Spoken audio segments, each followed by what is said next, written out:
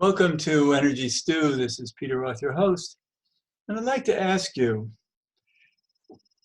how's your hope quotient? Are you in a lot of good hope, or are you discouraged and don't feel like hope is the answer for you? And let's be hopeful that we can find the answer to hope. And to help us do that, we have a return guest who's always has wonderful insights for us, and it's great to talk with him. Ron Damico. Ron, welcome to Energy Stew. Welcome back to Energy Stew. Thank you very much for having me, Peter. I appreciate it. Sure. So hope is something maybe we can hold on to more than almost anything else in this age. So how do you feel about hope? Well, the interesting thing is hope is, at this particular point of where we are as humans, it is a necessary tool that works as a GPS to move us in the direction of becoming the full capacity of what we have the ability to be. Hope is that little locator that sits within space-time, within the constructs and the confines of our spirit essence. And it is that thing that if we allow ourselves to align with it, it is that continual reminder to keep going no matter what. It's that thing where no matter how bad it gets, you can feel that you can get through it, no matter how painful it is, no matter how much loss there is, no matter how hopeless we perceive. That inner mechanism of innate knowing that we can bring forth ourselves a life and a world that we would love to, if we can get everybody to come together with a synchronistic focal point. We create a global symphony, which ultimately would be phenomenal. Could you imagine a global symphony? But it's that dynamic of just knowing that no matter what is going on, like what we see going on in the world right now, we have for the past probably 7-8 years, but the past 4+ years has been pretty intense. It's that thing where, yes, this is horrible. This is the reality of what's here. But there is something I know that I can get to, that we can get to. And I'm going to continue to live every moment that I can to the best of my ability to amplify that hope. So It's interesting. Yeah. yeah, I've had many times in my life where people have told me about whatever situation I'm in that it's hopeless, and it's like, you're not going to win. You're not going to beat this. So change, do something else. And if it's something that I feel hopeful about, but have no idea why I'm being so discouraged, even though it looks grim, I never gave up on myself. And I've worked with many people who I've counseled over the years who have come to me with they've said, I've used up all of my hope, I've used up all the possibilities, I don't see any way out. And somehow, this is the way of the universe, I believe. Magic happens. And I think that's really maybe a key to hold hope, is that we don't have any known answers at this moment, but it doesn't mean there's not an answer. So many times I've felt painted into a corner. sure. Either my life or to help the lives of others who are painted into a corner. And it's like, no, there's a window there, or there's a door there, and you just haven't found the right, you haven't looked in the right crevice yet to see how to open this door where the handle might be. There's some code here that automatically will come to you, and you'll open the door. But a lot of times it's things coming from the unknown that are magical. And it doesn't mean that we're always saved from harm completely. It just means that it's not as bad as it looks. And maybe there's that statement, nothing is ever as bad as it looks or as good as it looks. Well, as you talk about this, one of the things that I look at when I hear people explain these dynamics, we miss one important factor. We know when we say it's hopeless, the hopelessness or hopefulness is based on a specific orientation of outcome.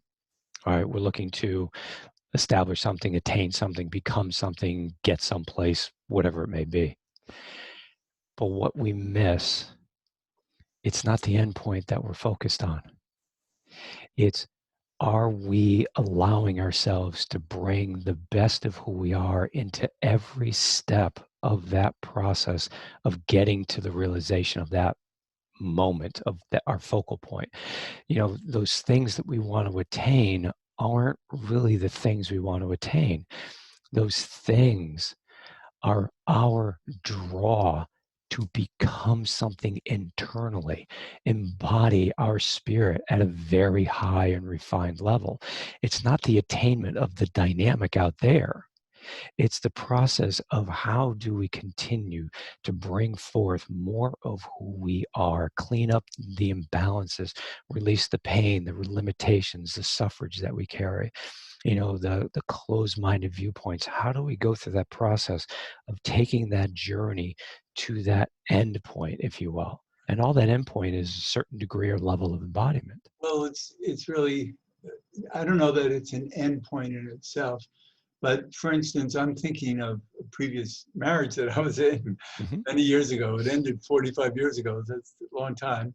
Been with my current wife for 40 years, but that marriage didn't give me the love that I needed, Correct. and so I had to end it. I could hope that it would, but I didn't see the opportunity in it, and and so I I made a bold step to end the marriage, feeling terrible about it, and maybe for a couple of years afterwards, I felt really a failure and loss, and will I ever have the love that I want? But I never gave up the desire for it, Hmm. and then it was 4.5 years later that I met my current wife, and it was a day where I gave up trying to find a new life Hmm. partner, and I said, I don't feel, nothing seems to be working, so I'm just going to say to the universe that I'm okay anyway, and I think I'll go out for a run. Hmm. So I go out for a run, and within like 20 seconds of starting my run, this woman runs alongside me, and Hmm. we start talking, and we've been together now for 40 years. So um, that's the magic of the universe when we're holding that purpose that you talk about, when we really want to fulfill ourselves in ways that we don't know how it's going to work, but somehow magic happens. Right. Within what you're talking about, that's the very essence of this. You get to a point where you didn't give up. You allowed yourself to feel what you had been searching for, and you gave it to yourself. Once you began to feel complete within your own self level of love, it opened up the doorway for you to bring somebody in that could facilitate them offering you love, raising you up, you loving them, raising them up.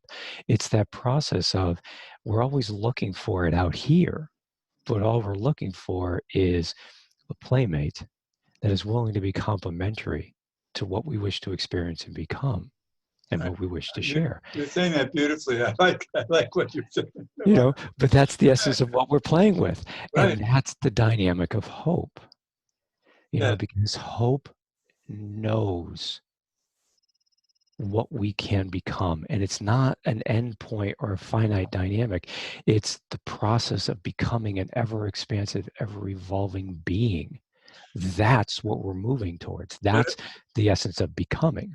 but I notice in people who I find have the least hope, who are really pessimistic and really living in, let's call it self-terror, Hmm. are people who don't hold themselves in wholeness, Right. who don't love themselves enough to allow the oneness of the universe to help them be whole.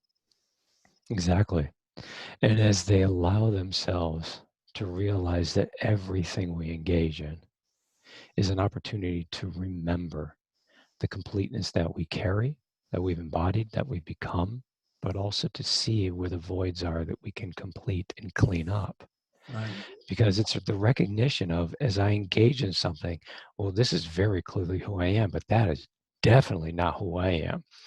Because sometimes the only way that we get to know who we are is we have all of these wonderful ideas. This is what I am. That's great. But what about that? That's definitely not me. Now, knowing what is not you is also highly contributory to knowing who you are. Right. No, You know, it's so and important is to yeah, know your own proclivities yes, yeah, yeah, and follow your heart. And that's what we say to people. It's not really about following your mind so much, because the mind is quite mundane.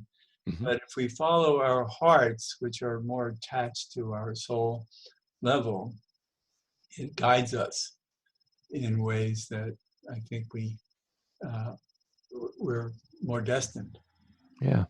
It's interesting because if we would allow ourselves to see that the heart is more of a organizing center for the biological aspects of everything that we are, and then the awakened aspect, the spirit aspect of who we are, that's the merger point.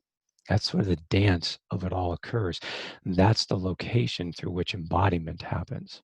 It's where the physiology welcomes in and honors the guidance and the action of our spirit self to animate our physiological existence. That's smart. So in other words, the mundane is the reality that we get to choose from, Right, but it doesn't clearly show us the choice to make. right. It shows that the reality shows us the outcome of the choices that we have engaged. Right. Because the thing is, people confuse reality with truth, and that's not the case. Truth is reality, but reality is not always a truth. We can say this is the reality. Yeah, it may be, but that isn't a functional abject truth because your reality is only situational, you know? And then you have these realities that no matter what is going on, they are as they are. And that is the truth. Well, I guess what it is that we have to understand that life is an illusion based on consciousness. And so it is our consciousness that's creating all of the third dimension. Yeah. And it's hard for people to imagine that. There's much more and more science about it, quantum physics, et cetera. Sure. And so if we understand that it's all frequencies, it's all vibration, it's all Yep. code, Yep. and we're the interpreters of that code, then we get to decide how to use it. Right. And it takes a lot to see it at that level of our own consciousness being responsible for our reality. Exactly. And we get there through observing everything that is going on within and around us and just gaining clarity. This is not an accurate expression of what life is meant to be. You honor it. That may be the reality that a lot of people choose to live in. But then you need to search within for that higher truth and say, this is how I'm designed to live. So I can respect that that's there, but I must live this way within that reality, or what people would call the illusion. The illusion is I see it when people talk about it, it's that dynamic where it isn't actually the truth expressing itself through your life. That's the illusionary aspect. We make things up believing that they really are who we are. They're just projections of imbalanced perceptions about ourselves, life, and the like. Well, there are all these patterns that our society is in Yep. that have brought us to where we are. Yes. And it looks foreboding right now. Yep. There's a lot of question mark about where we're headed Yes. and what it means. And yet there's also a lot of talk about transformation, even ascension, Yep. that our consciousness and our frequencies are rising. And we don't see that. If anything, it looks like it's more toxic around us than ever. Yeah. And the world is moving into that position of transformation, whether we believe it or not, no matter what we're seeing. If we can understand that the reason this is presenting itself as it is, and we're seeing an exponential increase in all of this dysfunction, all of these distorted ways of looking at the world, the extreme of the worst, the most imbalanced. If we can allow ourselves to recognize that these things occur as part of a purging process, Right. as more and more of us truly choose to align, not out of avoidance, but because there is no other way of engaging life, but to be the fullness of who you are. Even if you don't fully know what that is, you can feel it. You don't know what to do with it, but you're going to walk that direction no matter what. As more and more of us come together to hold that clarifying point of our becoming, of what people would call awakening, whatever they wish to call it. We can call it ascension. So we better find our direction through what we bump into. And that's part of what we do. And then what we also need to do, it's like you were looking, and I'm glad that you said what you said. You were looking for love, someone to love you as you would like to be loved. I added that piece. Well, why are we not saying the same thing? I wish to surround myself with people, and I wish to come together energetically and amplify the best of what I wish to be and the best of what they wish to be. And if we were to come together with a coalescive intent, it amplifies the movement in that direction. No differently than the insanity that we're seeing right now. It's like the worst of our pain is being placated and triggered. So it just keeps ramping up because it's been dormant, stifled, and it has been controlled for so long. Well, there are two ways to look at this, where we're at right now. One is this social distancing, the separation, the lockdowns, the isolation. There's so many terrible things that are happening that people say are only going to make us less social, um, more detached, that society won't be able to find itself once this is over because we're used to detachment. And yet, my feeling is the other way around, that we have such a great desire for society, for social connectedness, Mm-hmm. that we can't see at this point what it looks like when we're free again, when actually there's no fear hovering over us about this virus and the need Mm-hmm. to be afraid. Then uh, it's like winter becoming summer. When you're in the middle of winter, you can't imagine summer. When you're in the middle of summer, you can't imagine winter. So we're kind of like that, I think, right now, where once the thaw happens from this time we're in, we'll start realizing ourselves in ways that we need to, for that oneness to happen, and for us to advance, but in ways that we can't, it's harder to imagine right now. I'm going to take it, I'm going to pop it a little bit more wide open. This is showing us what we've been doing. The pandemic isn't doing anything to us.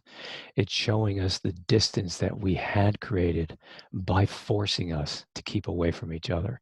It's not doing this. It's showing us what we have been constantly holding on to. Even when we connect, we rarely are intimate. Good idea. You know, the fact that we haven't been good enough.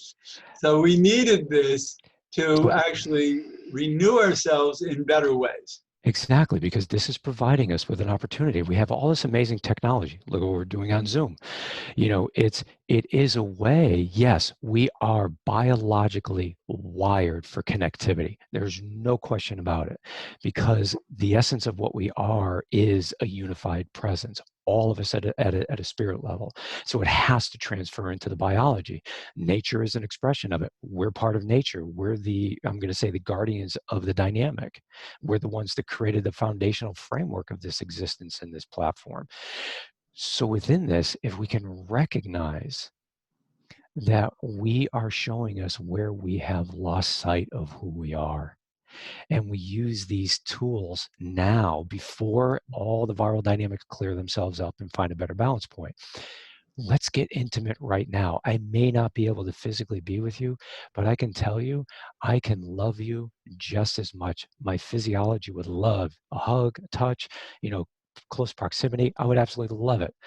But this is what I have. So let me use this technology in the way that brings me to you instead of something that pulls me away from myself and pulls away from intimacy with everything.